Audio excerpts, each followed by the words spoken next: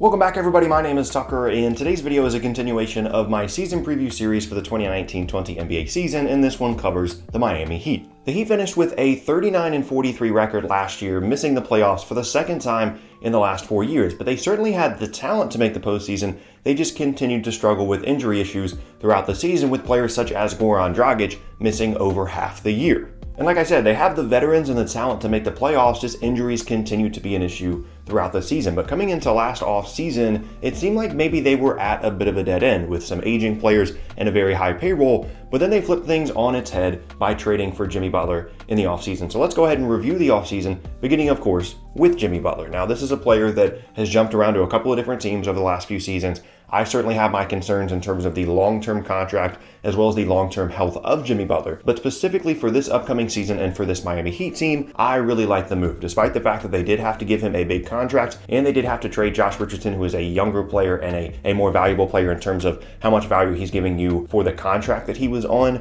I still really like the move. The Heat definitely needed a star player if they really wanted to compete for a playoff spot on a consistent basis, and Butler gives them a little bit of that star power. A really good two-way player when he's engaged defensively, someone that's going to score 20 a night, someone that's going to help those other role players on this roster, of which there are many, be a little bit more valuable and contribute a little bit more than maybe they would be otherwise, because Butler will be taking up so much of the attention offensively. And so overall, even though there are some concerns, I just think that the addition of Jimmy Butler and trading for him kind of legitimizes this team a little bit more than maybe they were last year. Next up in terms of additions is Tyler Hero, their first-round draft pick. And he's a guy that I'm not necessarily thinking is going to be a star for this team, but he does seem like the kind of player that the Heat would be able to develop into a solid rotation piece and potentially a starter down the road. He's a really confident shooter and occasional scorer as well that should be able to provide some of those things right off the bat. As long as he's shooting well off the ball, he should find minutes in this Miami rotation and then hopefully kind of branch out his game from there as he builds his confidence in other areas. Defense could be an issue, but he is a pretty good athlete, so as long as he acclimates well to the NBA game and starts to learn some of the defensive concepts, he should be able to contribute at least a little bit on that end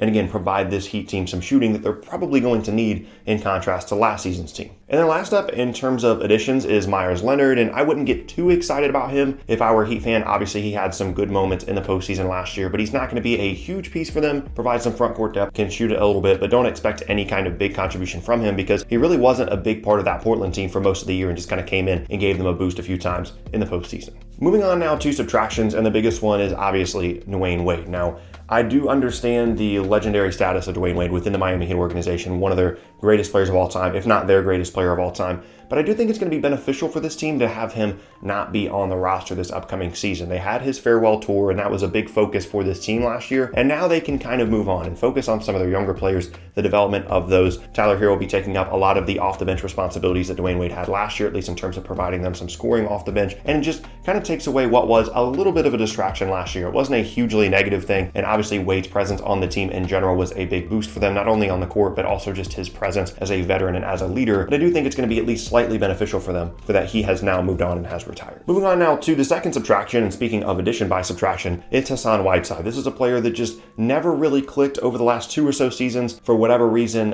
in Miami, he had some really good initial success, signed the big contracts, and then just over the last 2 years, specifically beginning in the postseason last year, he's just butt heads with the coaching staff in the front office and continued to really cause some locker room issues for this team. So I think it's a good thing that he's moved on. He's probably going to have a pretty good impact in Portland, but it opens up some space and some minutes in the rotation for Bam Adebayo to be a bit more of a presence at the 5 spot and just takes away what was at times a very big distraction for this team in Hassan Whiteside. So I like the fact that they moved on from him and turned his one big contract into 2 smaller but still big contracts, both of which were expiring, and that's how they got Meyers Leonard. And then last up is probably the biggest on-the-court subtraction for this team, and that's Josh Richardson, who they traded for Jimmy Butler in the offseason to Philadelphia. And even though initially, like I said earlier, I like Jimmy Butler's fit in Miami, taking away Josh Richardson does take away some of their long-term potential, because you could argue that sometime within the next 1.5 to 2 years, Josh Richardson is going to be a better player than Jimmy Butler, and obviously the youth and the contract also come into play here as well. Now, in 2 years, Richardson will need a new deal, but it doesn't take away from the fact that he is incredibly valuable on the contract that he's on right now. And so in terms of the long-term flexibility, that definitely gets taken away from here. But if you're just exchanging these 2 players straight up in the situation that Miami's in, it's a good move for them to get Butler, despite the fact that Richardson Richardson was so good for them at the beginning of last season, specifically averaging over 20 a game, one of the better wing defenders in the league. They're going to miss that, but again, just for this upcoming season, it's worth it to flip him for Butler. And so overall, this was certainly an intriguing and an interesting offseason for the Miami Heat, and there's some interesting additions and subtractions, like losing Whiteside, how that's going to help this team, adding Tyler Hero. I'm really interested to see how well he plays as a rookie, but in general, everything about their offseason is going to come down to how well the Jimmy Butler thing works out, and that's pretty much where their offseason starts and ends in terms of how successful it was. And then moving on now to the depth chart for the Miami Heat this upcoming season. In my mind, I've got Dragic, Butler, Winslow, Olynyk, and then Adebayo, and then coming off the bench, Hero, Waiters, Johnson, Jones Jr., and then Leonard. And I like the versatility of this team on the wings, at least for Butler and Winslow specifically, their ability to play up or down positions. Winslow can play the point, Butler can be a playmaker, maybe not so much as a traditional point guard. Those two guys defensively should be really versatile and a really nice defensive combination. And so I really like those two guys specifically. I'm worried about Dragic and more specifically the depth behind him because he did have so many injury issues last year. Obviously, Winslow can play the point, and that was one of the bigger storylines for this team last year. So if you want to pencil him in as this team's backup point guard, I guess that's fair. But coming off the season that Dragic had injury-wise, it's definitely a concern given the fact that I don't really see a true backup point guard on the roster outside of Winslow, who's already starting at the 3 for me. In terms of the front court, Olynyk's going to be a really good floor spacer, and this is a big season for Bam Adebayo. I'm going to talk about him more in depth a little bit later, but beyond that, front court depth could be an issue when you're just looking at Derrick Jones Jr. and Myers Leonard. Neither of those guys were super consistent last year, and I think it could definitely be a concern that they just don't have enough depth in the front court behind their big guys. Obviously, Winslow can scoot up and play the 4. James Johnson can scoot up and play the 4, so that is helpful. But just in terms of their immediate backup 4s and 5s, that could definitely be an issue. And so as has been the case for this Heat team for a couple years now, that starting 5 is really solid, and we're just looking at who they're putting out to begin the game. It's solid, but behind that, there are some question marks, and they're going to need players like Hero to step up, maybe a bounce back season from Waiters, Dragic to stay healthy, James Johnson to be good for them off the bench. All those things are going to need to come together in terms of depth for this team, unless they're planning on making a move mid-season. Moving on now to the players to watch section, and before I get to an actual player, I do want to mention the fact that I would keep an eye on this Heat team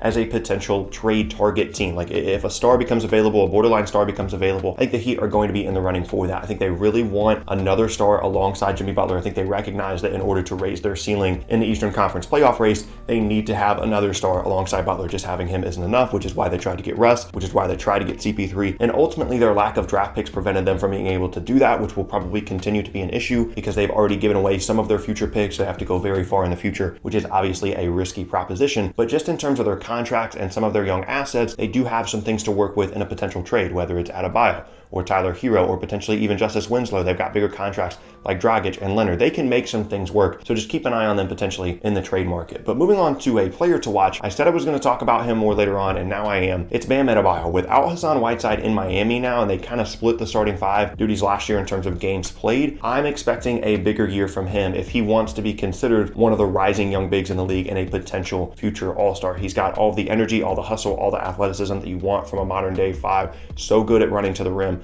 versatile defender, can stay in front of guards at times, but just upping his offensive output a little bit, and hopefully with a little bit more offensive responsibility, and just continuing to be more efficient, whether it be from the field or from the free throw line. Those would all be huge strides for Bam Adebayo to make this season. Not 100% sure if it's going to happen or not, but just in terms of a player to watch to really solidify himself, as I said, as one of the better rising young bigs, specifically in the Eastern Conference. This is a big season for Bam Adebayo if they're continuing to trust him as their starting 5 all season now with Hassan Whiteside gone. Moving on now to the expectations for this Heat team, and it's pretty simple. They're a playoff contender in my mind. With the addition of Jimmy Butler, with the other depth that they have, with some of the younger guys that they brought in, I definitely think that this team is going to contend for the postseason. In terms of my own prediction, I'm going with between 42 to 44 wins and a playoff spot for the Miami Heat. I'm not going to reveal my entire standings, but I am starting to give a couple of playoff teams now as we get more through these season previews. And I just think that as long as this team stays healthy, like that's obviously a gigantic question mark given how last season went with so many guys missing so many games, and bringing in a player in Butler that long term does have some health issues that eventually are going to become a problem. I just think as long as they stay healthy, they certainly have the talent with Butler and Dragic and Winslow,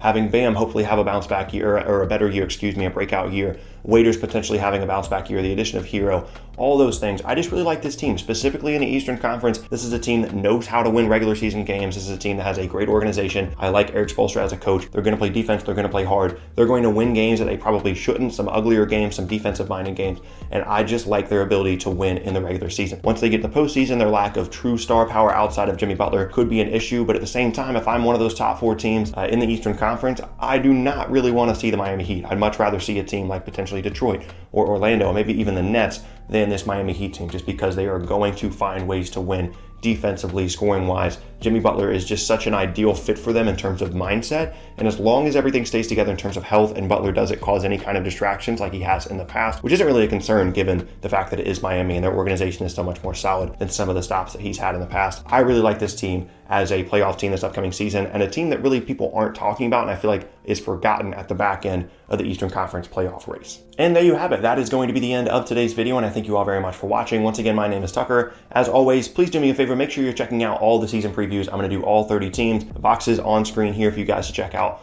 all the season previews that I've done so far, and I'm going to keep cranking these out every single week leading up to the NBA season. So even if it's not your team, be sure to check them out, prepare yourself a little bit more for the upcoming NBA season, a season that I'm very excited about to finally get started. But once again, my name is Tucker. I hope you guys enjoyed today's video, and I will see you all next time.